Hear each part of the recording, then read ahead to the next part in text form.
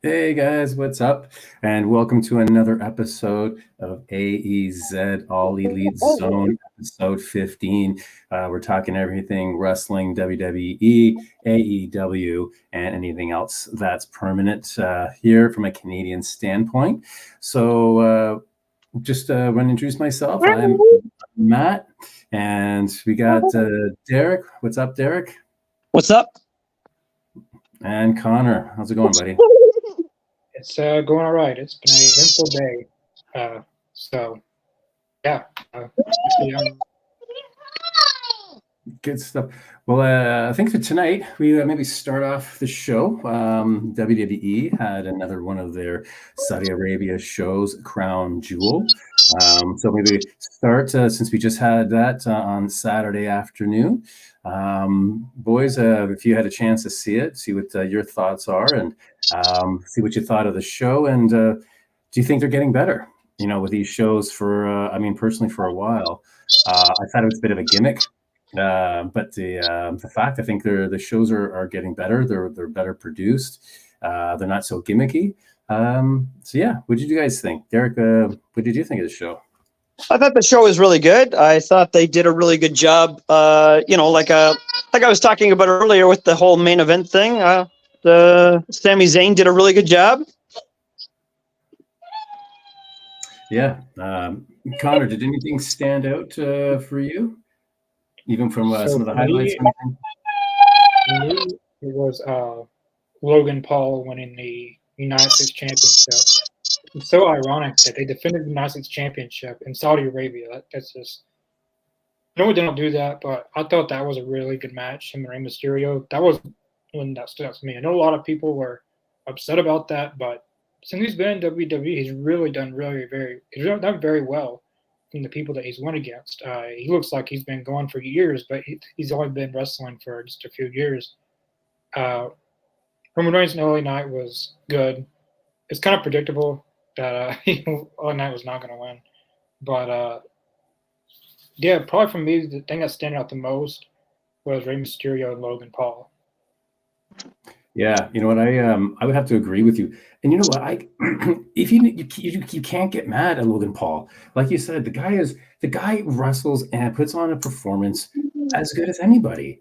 I almost want to be mad at it because he hasn't been wrestling that long. But it's crazy how talented he actually is, and he actually is believable. He can tell a story. And I don't know if you guys saw that. Everyone's praising him for catching Ray.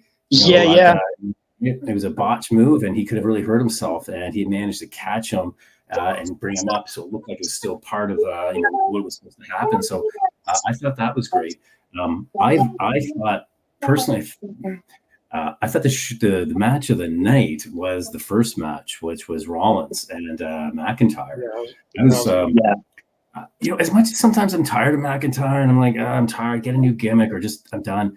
That was a great match. Those guys worked together. The crowd was into it. It was a great match. And I'm starting to really, nowadays, the pay-per-views, you're really seeing, if you're not on last, you want to be on first. Right, yeah. And you've seen and that's been a big thing the last couple of years, as opposed to, you start with jobber matches and kind of work your way up. Just like hit the shit with the bag. So I thought it was a great match. It was funny if you guys watched on Raw last night, or when it aired on Monday night, when they were doing the preview, or kind of like showing preview of going through the matches. They actually put the Rollins and McIntyre match last when they were kind of showing the review of the pay-per-view, because when they did it felt like that actually should have been the last match, because actually it was really well done. So I was really impressed. Overall, I like the aesthetics of it. I thought the crowd was into it. I like this size stadium. It seems to work. They've been kind of going to a couple of different stadiums. Or indoor. I'm not even sure. It's a weird kind of setup for this size of a place. But I thought I think they're doing a good job. And I thought actually I watched at the beginning of the end, where some of the WWE pay-per-views have been kind of brutal or hard to watch the whole thing without fast forwarding, but they're getting a lot better, and I thought they did a good job on this one. Yep, I would have to agree with you. Yep, definitely. I think the last few WWE pay-per-views, premium event combat really improved in the past years. This one for me, which one was it? It was which one? Oh, it was Backlash. That's probably the best one that they've had. This crowd, the matches, everything. But they really have improved on pay-per-views, and they're improving a little bit on stages. Fastlane, that kind of improved on that a little bit with the cars and stuff. Yeah, I thought this event was very, very good. And I was just going to comment. I think a big improvement, and actually where I think WWE is beating AEW right now is in the women's division. You know, I wouldn't have said that a year ago. I would have said that AEW was way stronger, had way better women's matches.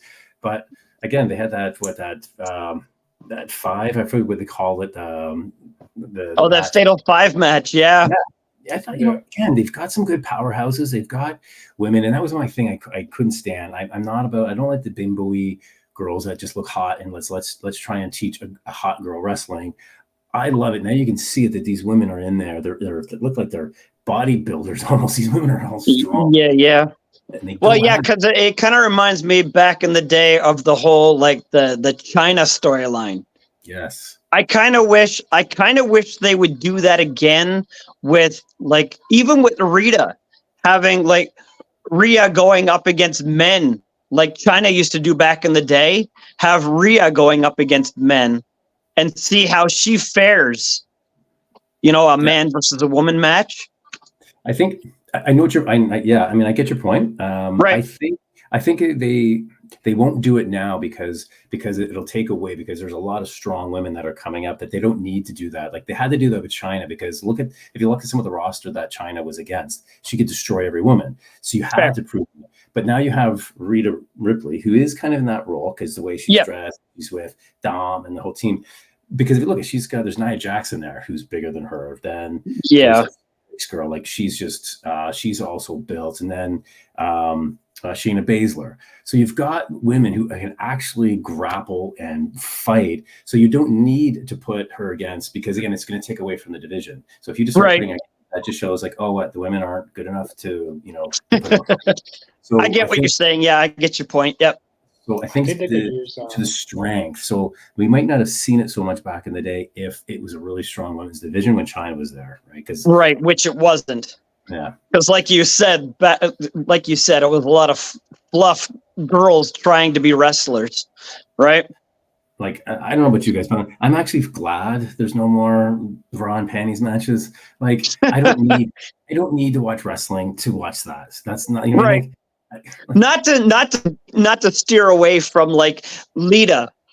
Lita was a top-notch female wrestler back in the day, right? Yeah. Like, I mean, granted, she has come back a few times in the recent years, and she still tries to do the same thing that she did back in the day, but she can't do it as well.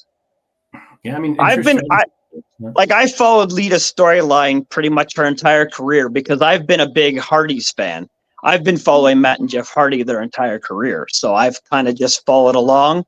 And with Lita, I found that she was another girl like China that could have done bigger things if she would have gotten away from the fluff, gotten away from the cheesiness of the wrestling world, you know? Yeah.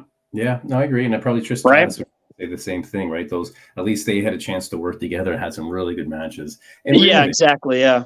So, and I get why you would follow Lita, because again, she is the only female version of a Hardy, right? So she's toe to toe, does the same type of moves, same kind of look, same kind of feel. So that makes sense. So it was good. I think overall, say with Crown Jewel, I thought was a success. And that kind of leads into Monday Night Raw. Right. I got to give it to some of these guys. You're flying, like, literally, they kept on saying, with less than 48 hours ago. Yeah, you're flying all the way from Saudi Arabia, Saudi Arabia, back, and you got to get on and then deal with jet lag and injuries and soreness, and then jump back in, and you're performing. Yeah. Amazing. So I got to hand it to some of these the schedule, the kind of grueling schedule that some of these guys have to do. So good on them. And I'll give kudos to Raw. I think they did a great job. I love that they actually had two guys standing in a ring talking about a championship match that actually happened that night. Yeah, exactly. Yeah. Next week in Idaho, like what I mean, you actually got the crowd. The crowd went nuts, going like, "This is sweet!" Like a great surprise. So I thought that was good. I don't know. I really I'm enjoying some of the programming that they're doing. Some of the characters are good. Some of the storylines look like they're developing well. So yeah, no, I've been actually tuning into Raw and able to really watch the whole thing, where before I was just fast forwarding and feeling like, what am I doing? I'm wasting my time. I got 3 hours to waste. So I don't know how you guys felt, if you had a chance to catch up on Raw last night. Yeah, I did watch Monday Night Raw. Yep. And yeah, I agree. I feel that they're trying to kind of incorporate the whole AEW style of wrestling, where they don't have a whole lot of storyline. They have more wrestling. They have the high paying matches all the time. Where with AEW, like every single week, that North American Championship is being put up on the line, or it's being defended in some way, shape, or form, right? I feel Raw is starting to do the same type of idea, where they're trying to get their high-end wrestlers to wrestle every single night, which I agree. I like that idea, right? I also think, because when it comes to Seth Rollins, I kind of think he's the kind of guy to say, please let me do that. I want to wrestle every week. He wants to be. He would be. Yeah. I mean, I think Seth would be great in AEW. Yes. The way he performs, he's a workhorse, a leader. So I love that he actually he puts his money where his mouth is, and he will, he'll do his best, and he'll get in there. And again, like Sammy's like, "You're not 100%," and I love he turned around and said, like, "Well, are you 100%?" Exactly. Yeah. Right? Man, like, don't worry about me. Worry about yourself. Right. If I'm saying let's fight tonight, let's do it. Yeah. Right. So yeah. So well, that's the same. That's the same with Orange Cassidy over in AEW. Yes, right? Yeah. Orange Cassidy pushes himself to the limits every single time he gets in the ring, no matter who he's facing. Right? And he always comes out on top. He always finds some way to come out on top. Yeah, well, I 100% agree. I guess I was just going to touch on, and it was kind of forgettable, because again, I never thought it was actually going to happen, was Roman Reigns and LA Knight for the Crown Jewel. I was really happy to see. I'm glad to see LA Knight, someone like that he's giving the push. The fans got behind him. He's getting those matches, and of course, he didn't win, which we didn't think he would, which we're fine with. If it's like a cheat win, then we kind of feel a bit better about it. But I don't know how you guys felt about Roman. Are you guys getting tired of Roman, or are you thinking like, how long is this gonna go? I mean, he's got a ways away to beat Hulk Hogan's reign, but they're really pushing him, and I think it's getting to the point. I'm like, who could it possibly be at this point who's going to come in and dethrone him? And like in this title run, the only person that he has not beaten on the active roster, well, he has beaten this person, but not in this title run, which is Randy Orton. He's supposed to be coming back around Survivor Series. I think that's what they're going to go with. Yeah, I think I heard that too. Yeah. I still think Cody Rhodes will be the one to do it. I still think at WrestleMania 40, I swear, if they have him go all the way back to WrestleMania and lose again, like he should just stay in AEW at that point. But I think he is trying to. He is starting to talk about that. He is trying to branch out. Like, I mean, I get that he's tag team right now with Uso, but at the same time, I do know that he has talked about trying to get to that next level. So I'm kind of hoping, I kind of agree with you, and hoping that he'll have that push at WrestleMania and actually win the championship.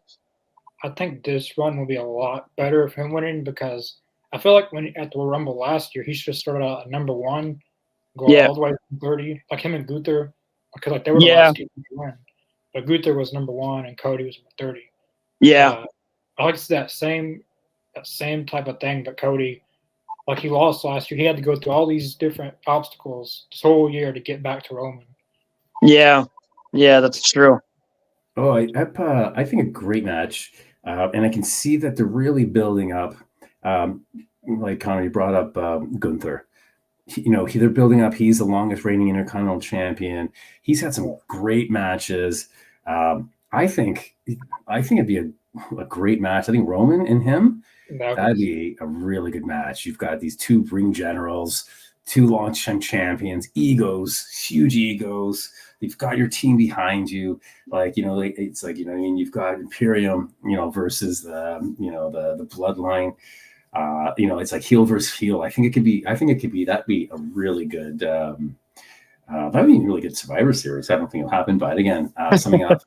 That'd be really fun. I could see that down the road with those guys. Yeah, but then on that note, who would you want to win?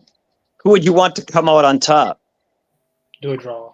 That's a thing. Right? Because if Gunther wins, it makes the Bloodline look bad.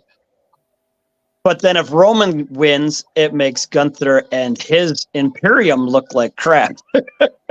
Right? So it's kind of a give and take kind of situation.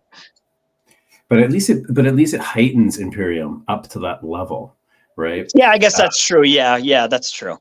Because again, you've always seen that a reign like that in its tradition, right, with the Intercontinental Champion, that the next step is putting him into the main event status, right? So they're not going to wait for Gunther doing all of this, having this because you are building up him as a worthy opponent, a worthy champion. So if he goes up against Roman, or if they do it and they wait and they give it to Cody, and then it's Gunther and Cody, which is America, versus you've got the good old American boy versus the the communist version of whatever you mean.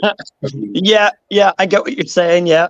So they have that old 80s type of like battle, world collide type of thing. So that could be maybe they're building them up for opponent to be with Cody, right? So you never know. I think there's some good possibilities out there. Yeah.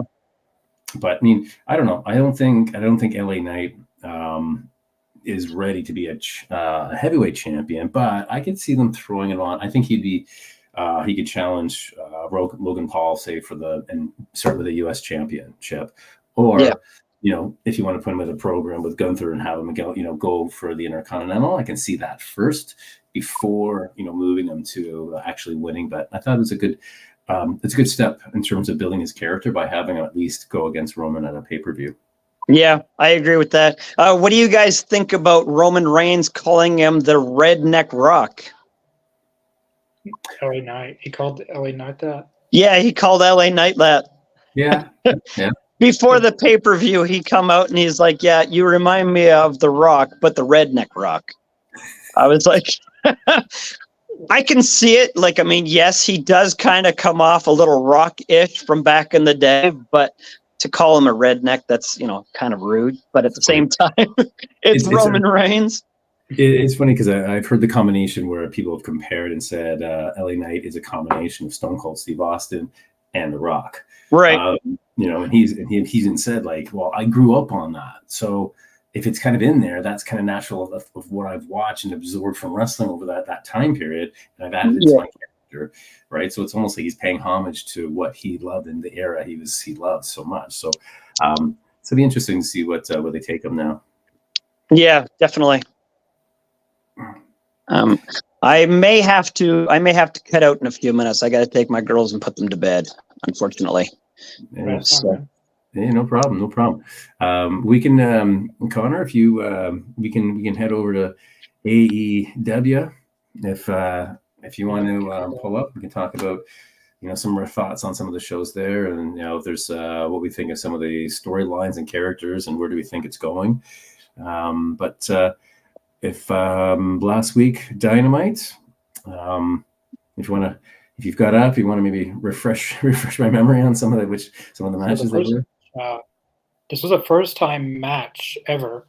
Orange Cassidy's third title defense as just to get rid of their national champion. Orange Cassidy went up against Claudio Castagnoli for the international championship. Personally, I thought it was a pretty decent match.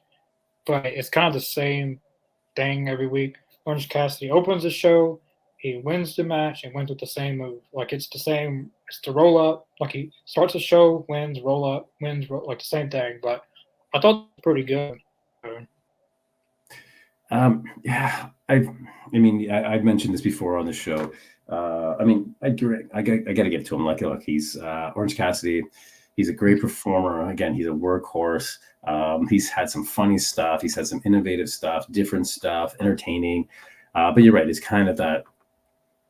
It's like it's too much rinse and repeat. Rinse and repeat. He's just kind of doing things. I'm actually tired of them starting the show with that song. I'm kind of over that. You know, and I get it. They're using him, and he's he maybe if he's not for us, there's definitely an audience for him, right? He's connecting, so they want to make sure. But you're right. I don't know. It's almost time for a change of a gimmick. Can he change a gimmick? What would that even look like? You know, he's, you know, they put the belt back on, and I was kind of happy when they moved on, but I know that kind of got the whole thing kind of got botched when, you know, Moxley had to, they had to do a whatever in the middle of the match, had to change it up to play the variable because he got hurt himself, and they gave the belt to Ray Phoenix. I was really hoping they would keep on him. I think he was a good wrestler, but maybe they didn't want to ruin him and they got to keep him for the tag division or the 3-man tag, the trios. Yeah, the trios. Yeah. I believe they injured Ray Phoenix is again, but I think they could have kept it on him and worked around it. Like have him still win, have him beat Orange Cassidy, but put him in matches like put him on Rampage against Aaron Solo, like a 5-minute, 6-minute match. He doesn't have to do all these crazy moves.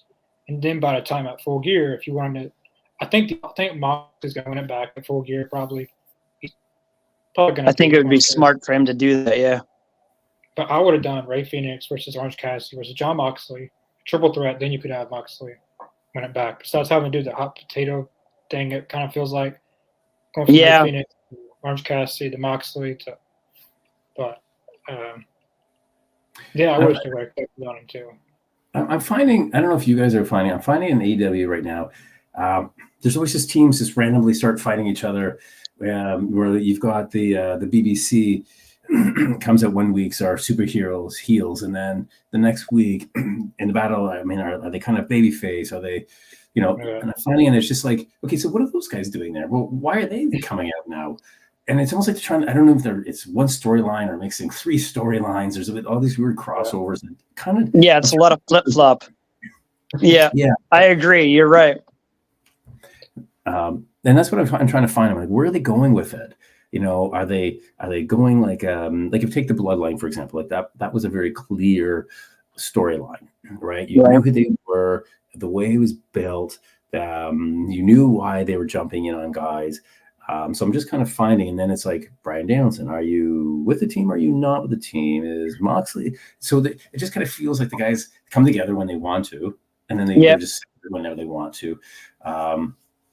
So I'm hoping there's a little more synergies start to happen. Maybe things settle down. I don't know if there's just too many audibles. If guys getting hurt, so they got to quickly shift. I don't know if that's anything like that. Or they're just trying to do things just for cheap pops and just to get excitement going. And even if it doesn't necessarily make sense, they just want the excitement. Yeah, I don't really know. Like I mean, I like John Moxley. Don't get me wrong. I think John Moxley is an amazing wrestler, but I think he would do better on his own and not in a group or a faction. I think he would do a whole lot, because when he was on WWE and he was part of that other faction, the Shield, and then he kind of branched out on his own from the Shield before he jumped to AEW, I found that he did more and he had more of a push and more of storyline and more interaction with wrestlers than he did when he was part of a faction. And it's the same with the Blackpool Combat Club. He's part of a team. He doesn't get that push that he used to get when he was a singles wrestler. You know what I mean? I think he does better on his own than he does in a faction. Yeah, no, I totally get your point. And he definitely shined when they removed him from the Shield, and he wasn't competing with Seth Rollins. He wasn't really competing with Roman at the time for personality or Mike. No. Yeah, so that was so I totally get your point there. He always did come across as a bit of a lone wolf, kind of did his own thing, the way he comes out of the crowd and comes and goes. Yeah.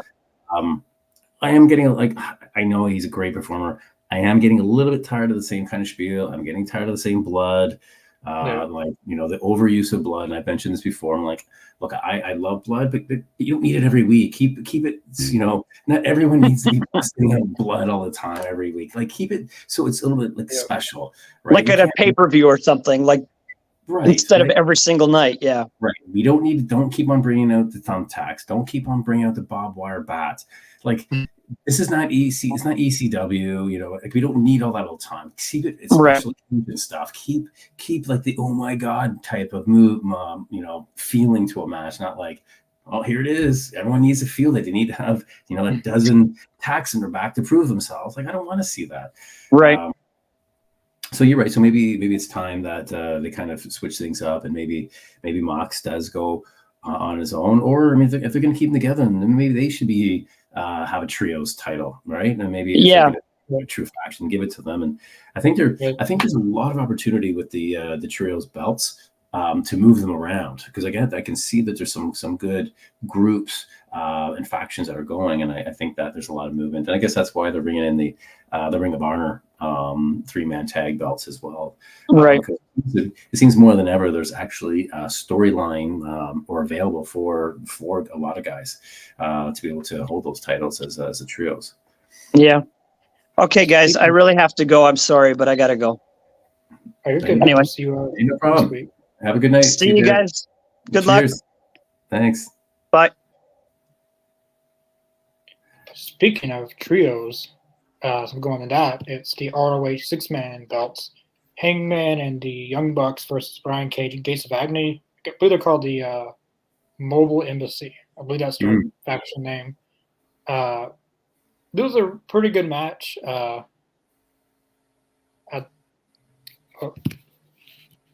we got someone. Thanks for joining us. Hey, how's it going, guys? DJ Mortal, how are you doing? Doing great, man. Best I can possibly be. Sorry for the late arrival there, guys. Hey, it's okay. We just had Derek. Derek had to just drop off literally a minute before, and then you hopped in to fill the space. So it was actually good timing. That's perfect. Yeah, I was supposed to interview Thomas Nicholas from American Pie, but I don't really know what happened with that. I think he got caught up doing something. But this is a wrestling podcast, so of course we're not here to talk about American Pie. That's okay. That's okay. We can always digress, and we do digress every once in a while. So he just popped on. We just started. At the beginning of the show, we kind of covered some Crown Jewel, what we thought of Crown Jewel. We kind of went into Monday Night Raw, because that kind of led as the after show to Crown Jewel and what we thought there, and then we just started getting into Dynamite from last week.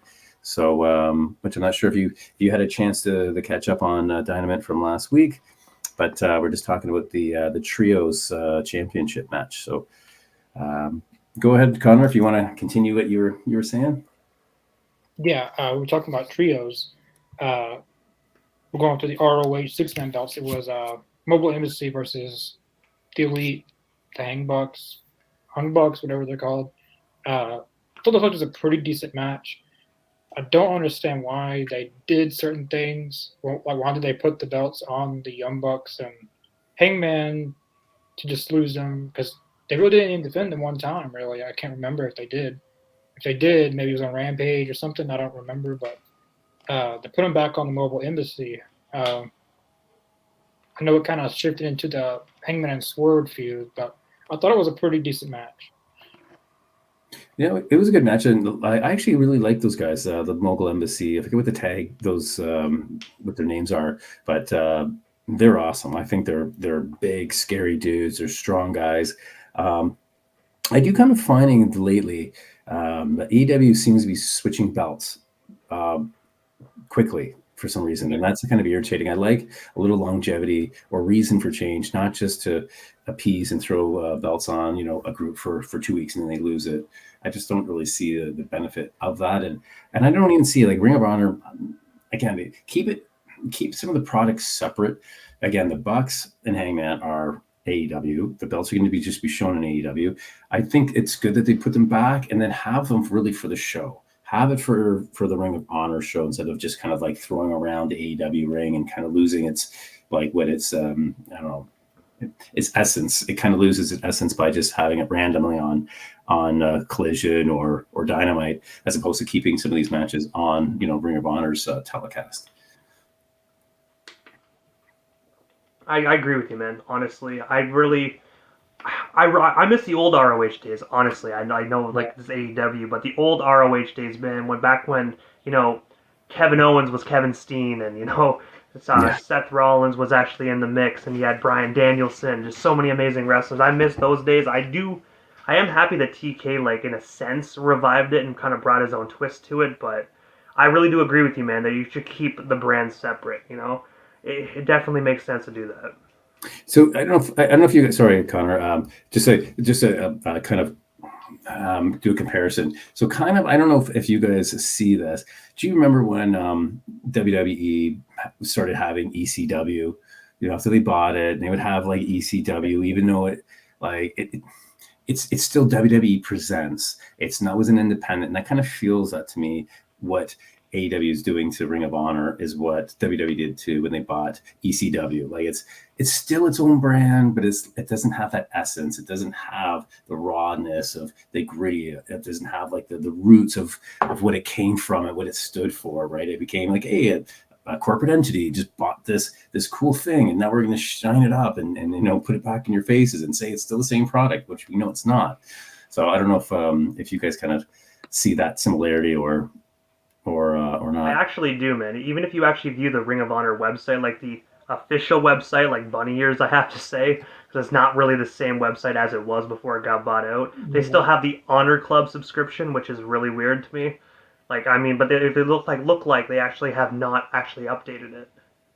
Yeah, that's the thing that I'm big into stats and roster stuff and stuff like that, and they still have. They've updated a little bit, but not really like it should be.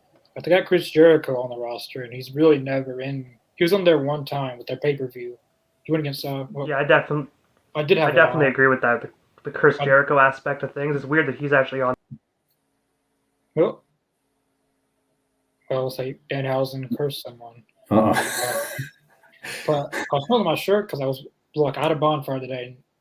Like I had all the Jericho and Claudio Castagnoli Final Battle shirt, but I have Edge on now.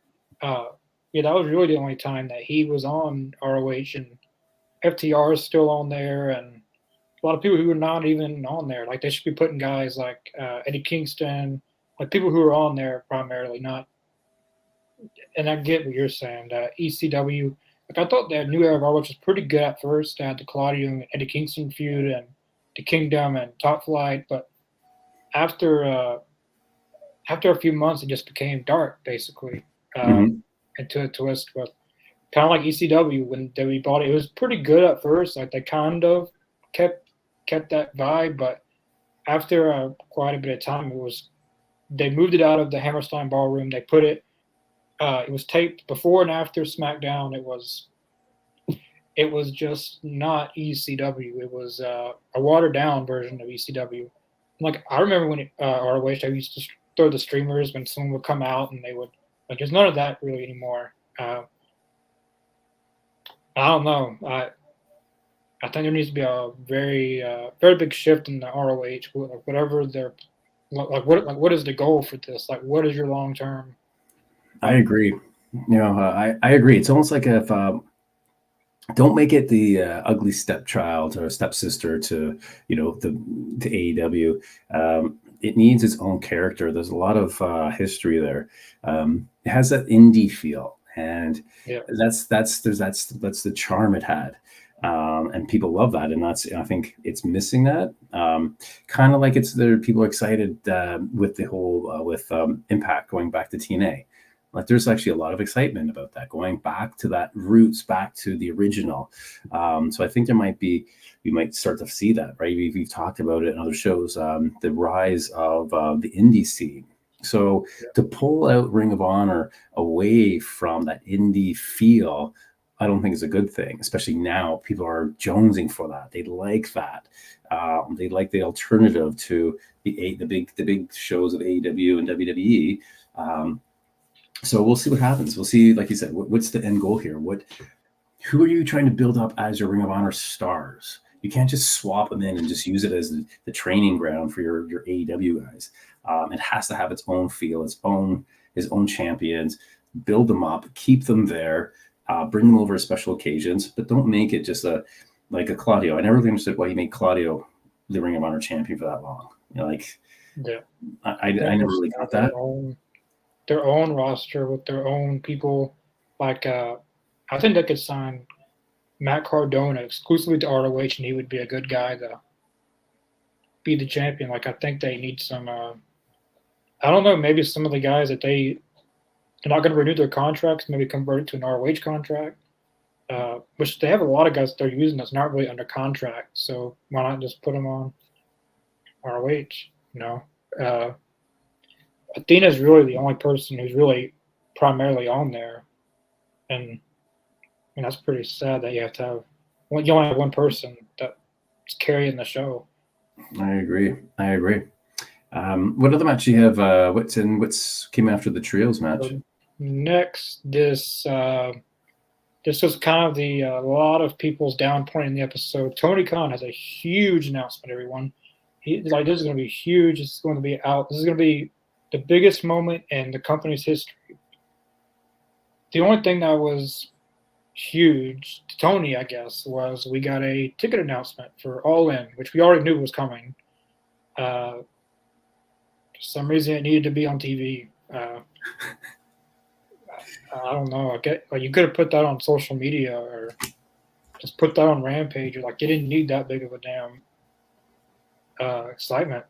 I know a lot of people, or at least I was too, a Max deal, a streaming deal, because they're adding all these pay-per-views and stuff. So a streaming deal with Max or their own service would have been good, or just not make an announcement at all. But to a lot of people, it was not what they expected. Yeah, Tony just likes the mic. He just likes to announce, here's a special announcement about a special announcement. He loves all the he just loves all these things.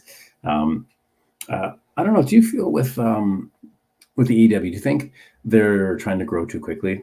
They've got the 3 shows, cable shows. How many? There are at least 6 pay-per-views, maybe 7 now. I mean, they're going nuts. Do you think it's a bit overload? Do you think they should maybe cut things back, have it grow, keep the fans wanting more, as opposed to throwing out almost more than we can handle? Yeah, I think they should. See, a part of that is they're signing way too many people, and when you sign more people, you need more content. Then they would stop doing that. That could lower down the content they need to do. So when you're signing, I see a lot of fans they desperately need to sign this person, they sign this person, that person. Let TNA or another wrestling company get those guys, because AEW has one of the most talented rosters in wrestling right now. They got just about every style, just about every weight class, just about everything. I feel like if they stop signing people and then maybe let some contracts expire to trim down that roster, then you wouldn't need so many pay-per-views. And they're stuck with 3 TV shows now. There's nothing they can really do about that. But I kind of like the 4 pay-per-views a year, or 5 for Forbidden Door, which was added All In. But there's definitely some questionable decision making in that. I don't know. I don't know what their I don't know what the goal is for that. They've been around 4, going on 5 years now, I think. Yeah, the year 4. Still a very young company, which, not many 4-year-old companies saw 80. I don't even know what they sold, 75,000, 81,000, 87,000, whatever they sold at that place, which that's a very good number. Do you think that they keep their attendance at 81,000, or do you think that they go down? Because we're sure promoting in way early in advance for this. I don't know. What are your thoughts on that? You mean About with the numbers that they gave real, or you?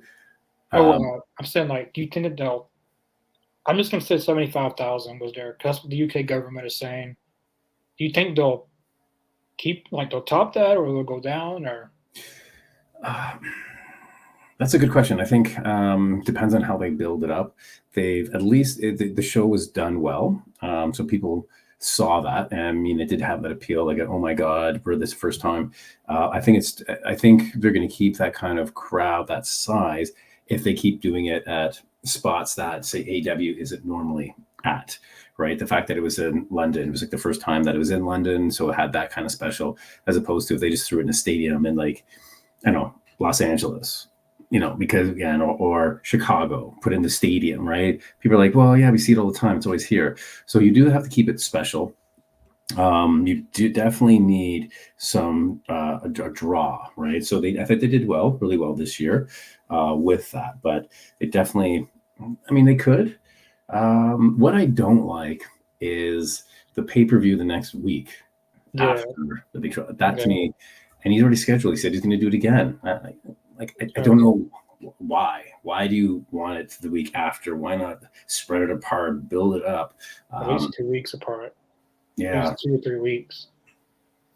So I think he could do it again. It'd be interesting if he finds another spot. Or did he announce? Is it going to be? Did he already say he's going to be back?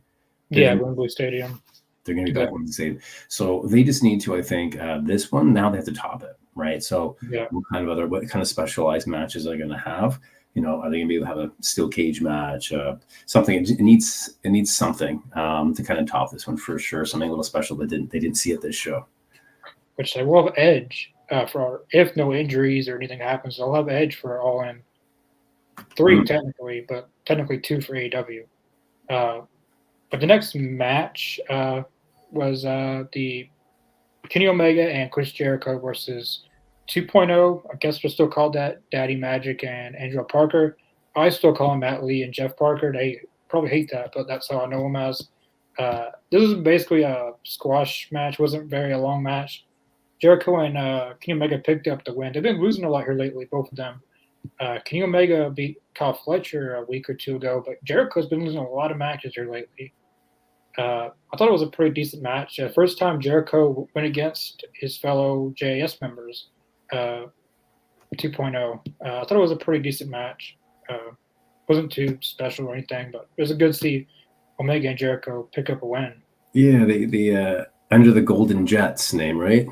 Yeah, the Golden. I was trying to think what their name was. I just forgot, but yeah, the Golden Jets is what their tag team name is. Yeah, I mean. The the Jets from the Winnipeg Jets, and I guess the Golden Lovers, his Omega's team. But no, I thought it was good. I think I'll say, see, this is where I think like Jericho, he's got the promoter hat on, which is great because he's seeing it from the product, not only just from him and his ego. He's seeing what's needed to uplift the other wrestlers and the program and the whole show. So for him to give up, I mean, he's got to have some say. And he said, okay, to being destroyed by Powerhouse Hobbs a few weeks back. And they played on that. And you can see that, Action Andretti, he was like, okay, let's try something different. And I mean, it was kind of wasted because where's Action Andretti these days, after that massive first big win over Jericho. But you're right. And his career, if you, I listened to his podcast when he was talking about his book that he came out with, where he had made mention and wrote down every single match he ever had, who it was against, where it was, and his win-loss record.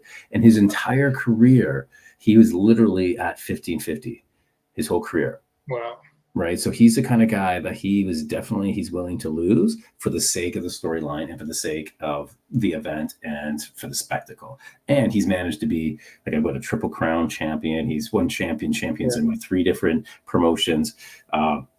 He's probably held 10 belts altogether.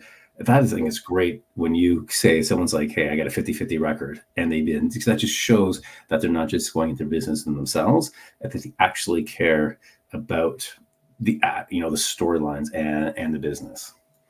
Yeah, I didn't know that. That was interesting. I could only imagine how many pages he has years and years and years and years of wrestling. He's won titles just about everywhere: WWE, AEW, New Japan, ECW. He's done it all, and he doesn't really need to win. I mean, he doesn't really need to win. I would say, at some point he does have to win to keep us. Because like if you're going to beat Jericho, he needs some type of momentum. But I agree.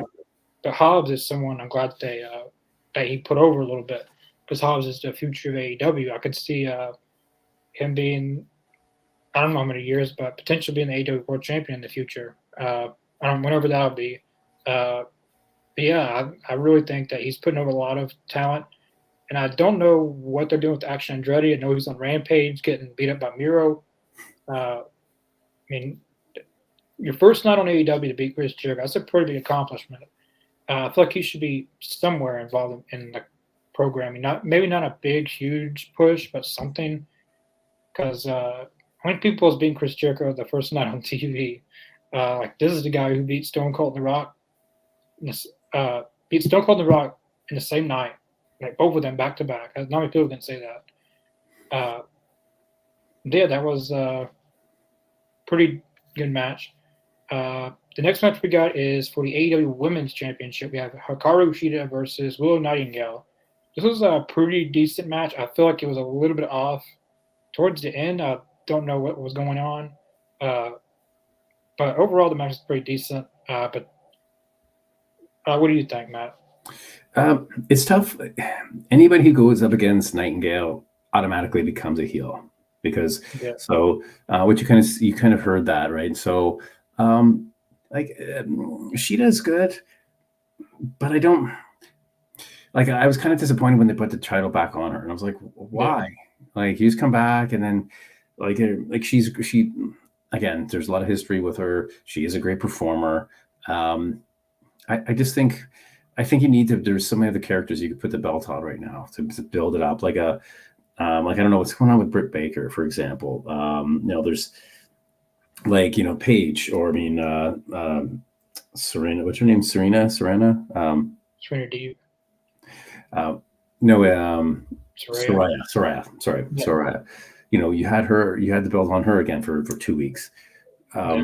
Was that just because you were in London that you wanted to give her that chance and celebrate, and then you take it off her? Like was she never healthy enough to have the run?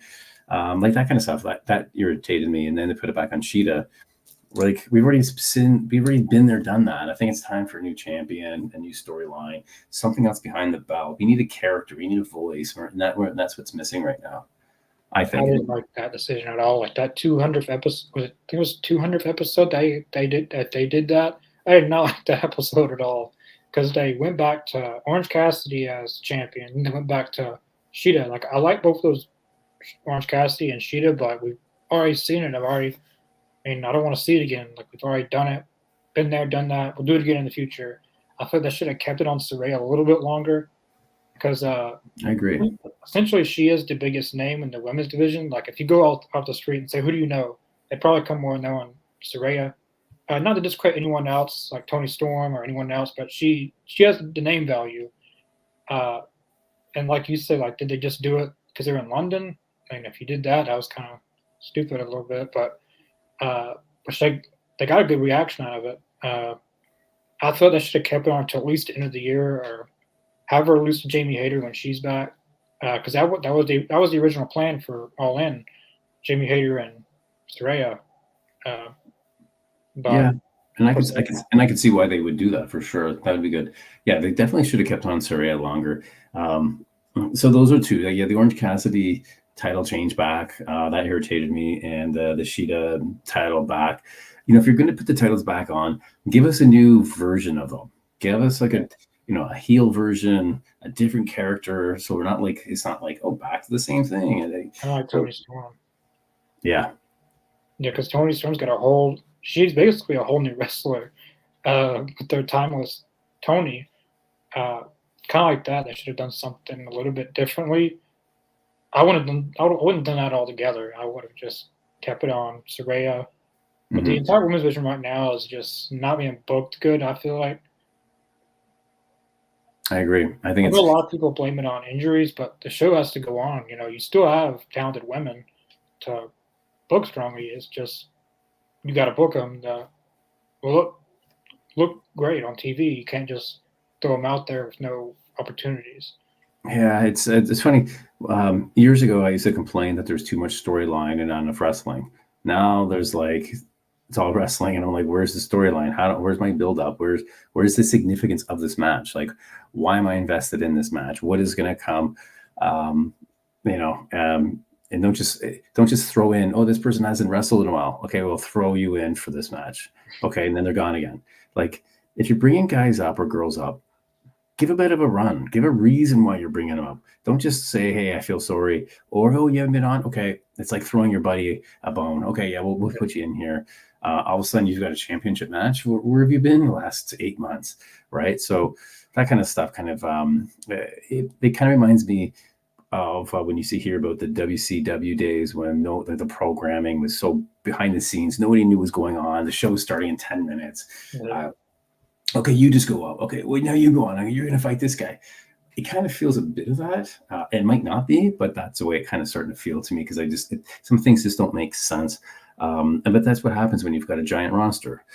You just feel the need. You've got to try and give guys and girls an opportunity, but it doesn't make sense with any storylines. So You have a fair minimum of wrestling and storytelling, and you can do both at the same time.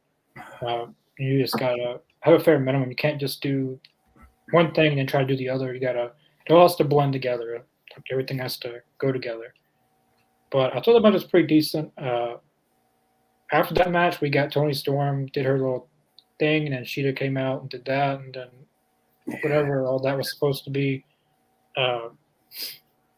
Yeah, and after that, we got the main event of Dynamite. MJF all night was looking for tag partners. He went to Samoa Joe, I believe, or he wasn't in his room. He went to, well, he didn't go to him, but Wardlow, he made his presence known that he's coming for the AEW World Championship, which I think that we're going to see that at World's End, maybe, or some kind of triple threat of Fatal 4 with MJF. But the main event we got was the Bullet Club Gold versus MJF and three people he did not want to team up with the entire night, which he had no choice, which was the Acclaimed and Billy Gunn. What did you think of that match? I mean, there's always great entertainment, and actually reminded me of how The Rock did not want to tag with Mankind. And he's like, ugh. And then finally, all right, now we're The Rock and Sock Connection, and you know what I mean? That, I love MJF, and MJF is in his full glory right now, being, doing whatever he can, having fun, being the baby face. And I do like that he came out in the pink. I do like that. Cool. Again, and everyone loves it. Claims going over well, so it just made sense from an entertainment standpoint. Bullet Club Gold, they're on fire right now.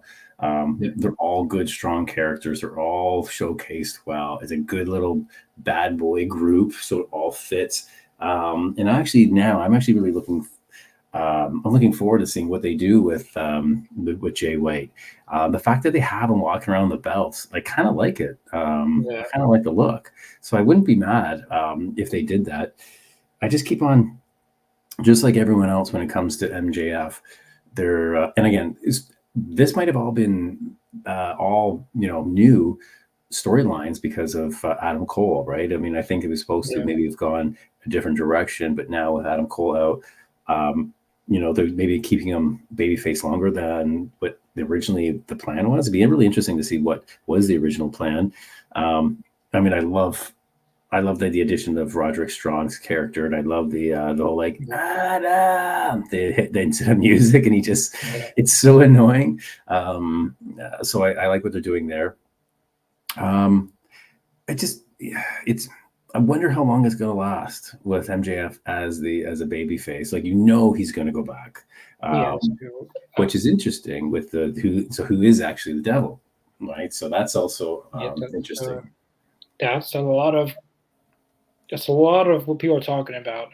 There for a while, they wasn't showing them. Like after, I can't remember what match it was, but that like they showed them, and then for a few weeks they didn't mention it, nothing. But then they're finally starting to show it, like the beginning of every Dynamite, they're showing whoever is under that mask, which we're learning more about each week. And I like that they're doing that. They're creating the like, who is this? Like, and then like Jay White has always said, like Jay White believes it's MJF, but MJF's denying it's him. But the greatest trick to ever pull was make you people believe he didn't exist. So that's what MJF could be doing. I don't think it is MJF. For me, I think it's either three people. It's either Adam Cole, CM Punk, or Kyle O'Reilly. We haven't seen Kyle O'Reilly in a while. He's getting ready. He's getting ready to come back, I think, or hopefully he's doing better. Which I could kind of see it being him, but it could be Adam Cole, or some people said it could be Britt Baker. That would be kind of weird, but if it's going to be, it could kind of relate to Adam Cole in a way. I don't know. It depends on how long Adam Cole's going to be out, to where they really, because like as you said, a lot of plans probably got changed once he got injured, and like they had to scramble everything. So you don't think it could be possibly like Roderick Strong? That'd be something if it was. Right? Because they're showing him neck brace, he's in a wheelchair, and he's that. So you're not even thinking, like, no one's even mentioned really him as a possibility, which would make sense, because if he's trying to attack, he's trying to make people think that MJF is really the bad guy that he is, then that would make sense, because Roderick Strong, that's what he's trying to do. It's kind of like people making or dressing up as the Batman and doing things as Batman, and hey, see, he is the bad guy. So it'd be interesting. I wouldn't be surprised if it was a Roderick Strong. I would actually think it was Roderick before Adam Cole, just because Adam Cole is still really hurt, right? Yeah, I believe. Yeah, he's been out for a while. That's why Britt Baker hasn't been on. He's been with him. Yeah, he's really hurt. There's no work or anything like that.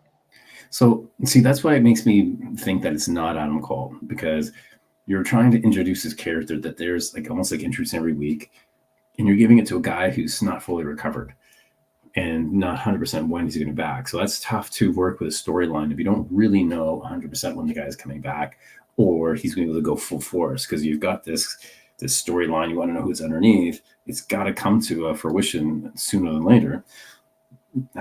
So that's why I don't think it's Adam Cole. And I'm going to go with either it's MJF himself, because he's never get away. Like, he's a trickster. He's the devil. He's known for tricking, right? That's the whole devil kind of persona. Or I'm going to go with Roderick or MJF himself. It's very unpredictable to predict who this person is. It could be someone no one's even thinking about. I don't know. It could be just about anyone. I'd give I don't know. It could be Punk. I don't know. That would be the biggest swerve they could ever pull. But I'm going to probably. I could really see it being Roderick Strong now that you say that, because no one's really putting the picture together with him and the Devil. And no one's really putting that, because he's doing this thing with MJF every week. I don't know. We'll see if it is whoever that is. I believe whoever that is going to be revealed at Full Gear, whoever that is. But I think whoever does it is going to help MJF win, because they want to be the ones to beat MJF for the title. But we'll see. I feel like Full Gear is when they'll unveil whoever that is. It feels like it. But in this match, we got it's a pretty good match, I thought. But Jay White got the win over MJF clean. It was very off. Like, MJF didn't see it coming, really. He did the switchblade, I believe his finisher is. He beat MJF clean. I did not see that coming. But yeah, I'm really excited for the match at Full Gear. I like the storytelling that they've done with it. It's a weekly thing. Like, it doesn't just evolve on Dynamite. They've done a little bit on Collision and stuff. Yeah, what did you think about the match itself? Yeah, I mean, I thought it was a good match. It's entertaining. I'm not surprised that Jay White got the pin, because that's the best way to create drama, right? When you're it's a pin done in a tag match, so it's like, oh, you pinned him, but if it wasn't clean, if it was not, a singles, the title wasn't on the line. I mean, you can never go wrong with those guys. I think they're all really good. I think Billy Gunn's still, he's still a workhorse as well. But all those guys, they all bring something, and I mean, it looked like they probably had a good time. It's like where dad gets to fight his sons, right? That's like probably some dream match shit for them. Where you think, my God, I'd be able to work with my kids, and make a main event match and still be able to be with it and be still relevant. So I think that was great. Again, there's a lot of hype. The Claim always creates a really good vibe, and I'm a big fan. I think Bullet Club Gold is done well. I like the combination, and I just hope they keep them together a while. I would actually like to see. I would love to see the trios. Jay White is champion, and then the other guys hold the trios championship, and they all have belts. I think that would be really cool. I'd be kind of like what they was going to do with the Undisputed Elite. I think that's what they was going to go with, but Adam Cole got hurt, and Kyle O'Reilly got hurt, then someone got fired, and then all that kind of added up, and that couldn't happen. But now that we're talking about the BCC, I like to see BCC versus Bullet Club Gold Trios Championships. That's be something very different, and probably a pretty good feud. Because Moxley and Jay White never went against each other. I don't believe.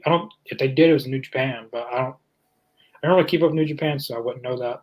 No, I agree. No, I think that would be because those guys both have the same kind of attitude. They're both hard hitting. They're both like heels that are grungy, go toe to toe. I think I'd like to see that. I think you're right. I think that would be really good. Could you do a oh man, can you imagine you did a War Games? Oh, that would be something. Bullet Club Gold and BCC. Yeah. All they would need is you can do 4-on-4. The first what was the first one? It was they did 5-on-5, but they've done 4-on-4 before. But War Games. They brought Pac in. Yeah. Yeah. No, I think it's I think really good. I see that they're using War Games coming up at Survivor Series, which is good. I think that's a good spot for it, and it makes sense to have something like that because I think they're almost similar. Like it's a Survivor Series. It blends. So I think it's a good idea that they're actually using. I know I'm jumping around there, but just to mention, that they're doing War Games at Survivor Series coming up. Yeah, that'll be good. If you're watching TK, that's something that next year for Blood and Guts. So Danielson will probably be back by then. He's injured now, but I'd like to see a full-on feud for the trios belts. Maybe they could do Jay White and Moxley for I don't know. They could put the international belt in line. It depends on what their plan the World Championship really is. But yeah, that's a very good match idea, and will probably be a big upgrade for the trios division. More bigger matches, storytelling. Yeah, that was the conclusion of Dynamite. I guess we'll jump into one match on Rampage, which was probably the best match I thought it was. It opened the show. It was number one contendership for, I believe, the AAA World Championship, maybe. I don't something about that. It was Pentagon Jr., Commander, and El Vikingo. Very, very good match. Very. Everyone was everywhere. I thought someone was going to get injured there for a minute because the stuff they were doing was kind of high risk and a lot of stuff that not just any person could do. That was a really, really good match. Best match on the show. Pentagon Jr. won. He was kind of like the vet in the ring, I guess. He's been I don't really know how long those two guys have been in wrestling, but I feel like Pentagon has been in wrestling a little bit longer than them. He kind of showed his in-ring experience against those two guys. I thought it was a really good match. I don't know if you've seen it or not. I haven't, but I can just imagine because I think they're all great wrestlers, and I can just imagine I'm sure there was some walking on the ropes noises with. Vikingo was his name. Yeah, he went against Kenny Omega that time. Yeah, so he's he's amazing. I'm sure it was a great match. Yeah, at times I thought someone was going to get injured. Because in those matches, it's very easy to get injured. And we've seen that kind of. Ray Phoenix is always injured because of that.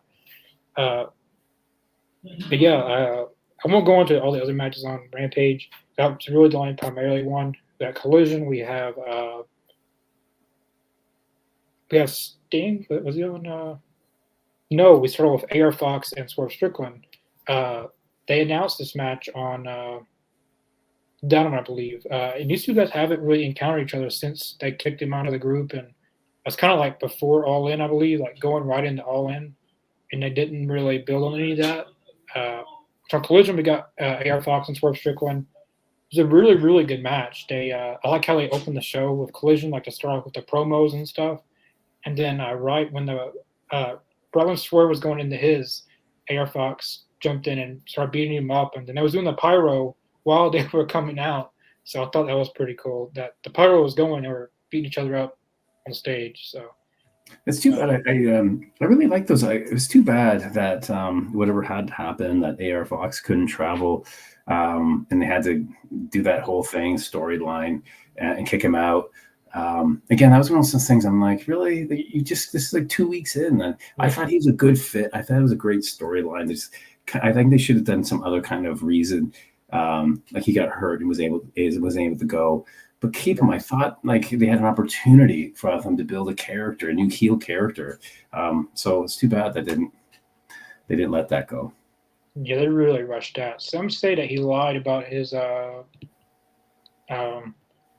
visa or whatever, and that was his punishment. I don't know. That's just internet stuff. But either way, I would have just because he lost a match prior to that, and they kicked him out. But I would have just had Swerve like, we're gonna let someone else take that position, and you're gonna step out. Not really kicking him out of the group, because he fits that group, and they could eventually led to him going away from that group eventually. But after that, we got the Kingdom had a match. It wasn't really anything. It was just this 30-minute squash match. We have Darby Allin versus Lance Archer. This match I liked and I hated. Same time, it was a very good match, but so they had Lance Archer beat up Darby all over the ring. He swings him around. He chokes him like 5 times outside of the ring. And then they have Darby win with just one move. So Lance Archer did all that and then just still lost with only that one. I can't think of the move it is. You know the move that Darby does from the top rope, not the coffin drop.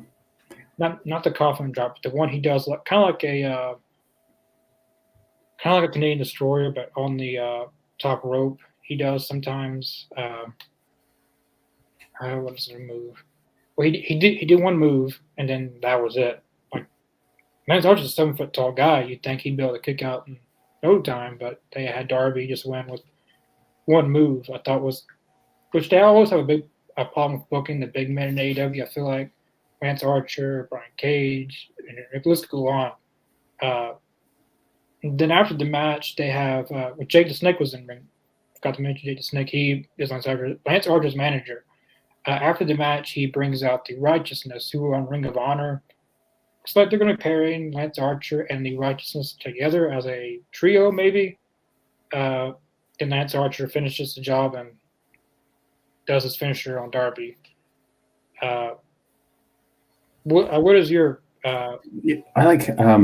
No, that sounds good. I've actually been kind of annoyed because I feel like they've misused Lance Archer. They give him a big push. I know he's over in with Japan, so he's working. It just feels irritating to see he's such a big guy. You've got with Jake the Snake in this corner. They promote him for a few weeks and then he's gone for 3 months, and then they bring him back for 3 weeks. So like something like this, hopefully, put him with a team, put him with the trios, make a faction, have Jake is kind of helping lead it. I'm all for that stuff. And that's going to make a better character. Because he's brutal, man. He's a big guy and he hits hard. He's actually scary. He plays the character well. You can't have all the big men like losing to Darby. I mean, I know TK loves Darby, and Darby can do no wrong, but and I know Darby goes through and he takes a ton of punishment, which I'm kind of getting a little bit over. I don't want to see him getting destroyed all the time. I think people are starting to feel that way. Like, there's no need to be throw yourself on the steel steps and basically destroy your shoulder and stuff. Like, there's no need for it. Like, we know what you can do. We know you can take pain. We know you can make other guys look amazing. But like, calm it down a bit, for the health and longevity of your career. But I'm getting, again, I'm kind of like an Orange Cassidy. I'm kind of getting over. I think Darby's maybe used a bit too much. So I wouldn't mind if, he does something different or takes a bit of a break. I'm just kind of a bit over. I think it's time. And give guys like Archer, give those guys some time, right? Build other guys' characters. I think that's what's missing sometimes in AEW. They'll focus on like 5 guys and then throw in, you got 25 other guys that they kind of throw in once in a while that don't really get that opportunity to get a good groove and a good run going. I mean, I don't know if you kind of sense that as well. Oh, yeah.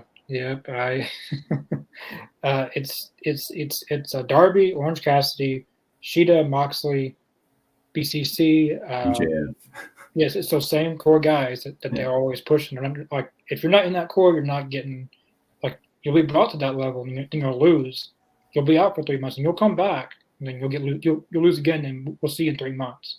Yeah. Like, I like those. I like their core guys, but I mean, it's okay. That's why I like when Orange Cassidy lost the belt. He was going to take a little bit. He was still going to be on, take a little bit of pushback, and then someone else that doesn't really get used much gets built up some. Like, you can't just have the same old people. Like, okay, we get it. I mean, we've seen it. It's like watching the same old record all over again. I like all those guys, but someone like Lance Archer, who's been in AEW since 2020, I believe, hasn't really gotten many opportunities. He has a good win-loss record, but he mainly beat jobbers. It's because it's crazy that he can beat the same size of guy like Darby in a dark match, but can't beat that same type of guy on a TV match. It just makes I thought they should have had like Nick Wayne cost Darby, so it makes them both look good because Darby's got a pay-per-view match coming up, so you don't want to make him look 2 weeks to have someone cost him, and then you could have done that, but we didn't get that at all. We saw Lance Archer beat up Darby after the match as Jake the Snake Roberts brought out the Righteousness. Also, they're going to form a trio with those guys, which was announced yesterday or the day before, that they're going to have a 6-man or trios match on Collision this Saturday. Lance Archer knows probably not winning, but we got the Lance Archer and the Righteousness versus Sting, Darby, and Edge. Adam Copeland, if you call him that. I call him Edge. I think there's no way that they beat all of them. Hopefully that they have a plan for Lance Archer and the Righteousness as a trio, and maybe even winning the trios championships. I mean, you got to build them up, but hopefully there's a long-term plan. Like, okay, if they lose this match, we still have a plan. Like, because I don't want to see if they lose. We don't see Lance Archer till February. I think actually, if they do it well, I think an Edge and Archer, series would be good. I think you could do a program with those guys. Again, I think Edge's if what we kind of hear is true, where he's kind of come in, he wants to not only there for himself, but he's there to enhance the talent. If he's seeing guys go like, you know what, this guy is really good, I want to work with him. Kind of like we've seen Bryan Danielson has said that. Like, it's pretty evident when he's come in and said, I want to work with this guy. Give me a chance with this guy. So maybe Edge, you'll see, maybe he's going to help, and with the promo and is using his skill to help elevate, an Archer.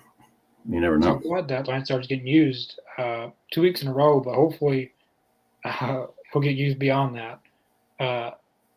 Since Sting's in the match, I doubt they win because Sting's 21-0 now. He hasn't lost a match, so that's probably as long as Lance Archer doesn't take the pin, I think it'll be fine.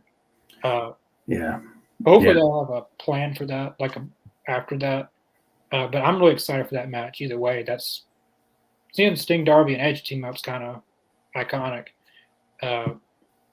After that match, we have another squash match with who was it? It wasn't Squash Punch. It was the Acclaimed 69-day championship celebration, basically a celebration of their 69 days as champion. And they're gonna. It kind of sounds a little stupid a little bit, but they want to win the championships over and over again and have them for 69 days. So like you plan on losing them that many times and then going back to 69 days. It kind of sound off, but I think it was a joke, really, because Billy Gunn and Anthony Bowen's kind of like you plan on losing the title that many times just to get 69 days over and over again.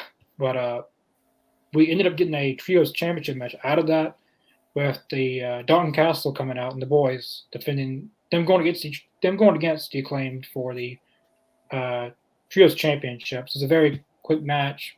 The Acclaimed won, obviously. After that match, we get Mark Briscoe was in. We haven't seen Mark Briscoe in a while. He's on Rampage not too long ago. He was in had a backstage promo and Kip Sabian came by him and like they did this little thing because Mark Briscoe interrupted Kip Sabian on Rampage. So they set up for a 6-man tag with Kip Sabian and the Workhorsemen versus Mark Briscoe and 2 mystery people of his choosing. FTR tried to take them up on that offer, but he refused. We ended up getting Keith Lee and Dustin Rhodes as Mark Briscoe's tag team partners. We haven't seen Keith Lee in a while. We haven't seen Dustin in a while. Thought that was pretty good. It was a pretty decent match. Obviously, Mark Briscoe and Keith Lee and Dustin Rhodes won. I like Kip Sabian. I'm glad he's getting used a little bit more. As a day one fan of like myself, I've always liked Kip Sabian. I always saw something special in him that not many people see. It's gonna sound crazy to some people, but I could see Kip Sabian as a future AEW World Champion if booked right. I see the Eddie Guerrero, the person, the Rey Mysterio that you don't think could win it, but he really could win it. I could see him and his personality. I think he would be a really good heel that you would hate as even the TNT champion, or an international champion. I think you need to put on one of those belts on him and see how he runs. I give him the mic. He does have good skills. He does have a good character. He let him kind of go overboard. He has that kind of like how Seth Rollins had his overboard kind of character, and that really worked, right? It went from it started as a heel and he totally turned into a babyface. So I definitely think Kip Sabian does have that ability to bring a really good heel character to that belt, and he would wear it well and give him some good time on the mic. I think that'd be good. He's good at. I think he'd be good at carrying that for sure. I don't think that we've seen enough of Kip Sabian. I don't think people have seen what he can really do. Mm-hmm. I've seen a lot of his independent matches prior to AEW, and he was really, really good. I don't think we've gotten that yet. Which he signed a new deal. He's signed to 2026, so we got a lot more years with him. That was a decent match. We got Willow Nightingale versus Ema Sakura. Pretty decent match. Willow Nightingale wins. It was kind of predictable. Which we've seen. I can't remember. I think it was on last week's Collision that we got Sky Blue and Julia Hart in a segment. Then and Sky Blue spit the mist in Julia Hart's face. Yeah. Everyone was like, "Are they going to join forces?" But now it looks like they're going to be going against each other. And what is your thoughts on that? I'm looking. There's something. I was actually kind of excited to think that Sky Blue was going to turn heel, and then I see that she, I guess her own blue mist, and Julia Hart. I don't know. I think something has to happen there. She's a good wrestler, but I think maybe it's her that easygoing. I don't know, goody kind of persona needs to change. And I was like, oh, is she going to turn and join and go dark? I thought it was going to be really good. I was kind of excited to see that as an option, but apparently not. So it'd be good if they It'd be good if they did a twist around that, but I doubt. I think at Full Gear we're going to get Julia Hart and Sky Blue. Probably in the buy-in. Probably. Yeah. But I'm curious to see where they go with that. Match overall was pretty decent. Wasn't the best, wasn't the worst. We also got a backstage interview with Samoa Joe which led to Samoa Joe challenging Keith Lee for the ROH TV Championship. Now, this might have never happened. I'm glad they're doing something with Keith Lee. I'm really intrigued in that match. Keith Lee and Samoa Joe, two big heavyweights going against each other, and I don't know how that's going to go. The ring might collapse for all we know. We haven't had that in AEW yet, but I'm really looking forward to that match. Mainly because we haven't seen Keith Lee in a while, and this is a big powerhouse match. Like, I could really see them doing a spot like that. Kind of hope they don't, but hey, anything can happen in AEW. Yeah, I don't see glimpses of Keith Lee that you think that something's going to happen. Same as, I thought they did good. He did really well when he was in NXT.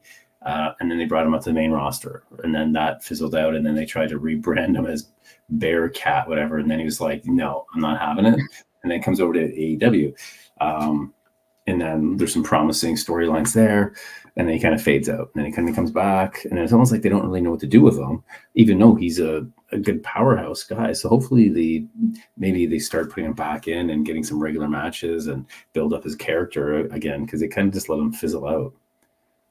Yeah, he's having a lot of, I don't know, he has some health problems. I don't know, something always comes up, or it's very inconsistent, to say the least. After that, we got the Collision main event, which is an 8-man tag. We got FTR and the returning LFI, Roosh and Preston Vance versus the AEW World Tag Team Champions, Big Bill and Ricky Starks, teaming up with Gates of Agony. This match was a really good match. This was Roosh's first match back in the ring. We haven't seen him in a while. We've seen those video packages on Collision of LFI returning. We actually get to see him in the ring again, Preston Vance and Roosh. Roosh looked very good, I thought. Them and FTR worked pretty good together. Very back and forth match. I know you didn't see this match, right? You didn't? No, I didn't see this one. The winners of the match was FTR and Roosh. FTR and LFI. Which I tried to shake FTR. I tried to shake their hand, but they didn't want to do an olive. They didn't reach out their hand back. So I'm really intrigued what they're going to do with that. What that's going to lead to for Full Gear, or what they Wait, who put their hands out? FTR put their hands out? Yeah, FTR and LFI won the match, and FTR tried to shake their hands, and they just walked off, basically. So maybe they do a triple threat tag match at Full Gear. Ricky Starks and Big Bill versus FTR versus LFI. I don't know. I'm really intrigued where they go with that. Sounds good. Yeah, no, I got to catch up on some of these matches. Yeah, the best match of the night was that one. Very back and forth match. Gates of Agony are also really good. They're the ROH 6-man champions now, but they're really good. Both very good heavyweights. Yeah, it was a very good match. That concluded Collision. Dynamite the next Wednesday, we got a lot of first-time matches we haven't seen ever. Red Velvet's coming back, going against Julia Hart. We got Pentagon versus Jay White. It's never happened. MJF and Daniel Garcia is happening for the AEW World Championship. We got a lot of first-time matches on Dynamite, which should be very good. So, what would out of this whole week's worth of matches and pay-per-views, what would you say is your match of the last week? Either because of it just surprisingly good, from I've never seen that combination before. Is there one match that kind of stood out of all the wrestling you watched this week that I would say is your favorite? It is tough. I've been an AEW fan for a while, but I'm going to go with Logan Paul and Rey Mysterio. It's really hard not to go with that match. It was really good match. I don't know, that Rampage match, the Triple Threat was really good, but I'm going to have to go with Logan Paul and Rey Mysterio. I thought it was a really good match. Can't believe I'm saying that. I'm a really big AEW fan, but it's kind of hard not to go with that because I can't think of anything that really topped that. There was some good Dynamite matches, but didn't really compare to that. Yeah, it's I would say again, yeah, and my match of the week, I got to go back to Seth and Drew McIntyre That was a good for the heavyweight championship that started Crown Jewel. I was actually really impressed. The pace of it, the drama, the way they got the fans were in it from beginning to end, and you actually thought that maybe Drew could pull it off, and I thought it was really well done. And it looks like it's just me. So I guess we'll wrap that up for the week. Thanks for tuning in, everybody. And that wraps up episode 15 of AEZ, All Elite Zone. My name is Matt Gracie, and you just missed our other guys here that they just had to drop off for whatever reason, technical difficulties. It's okay. We'll be back next week to talk more AEW with, now we got to mix in WWE. How can we not? It's becoming a quality program again. So thanks very much for tuning in, and we'll talk to you guys soon.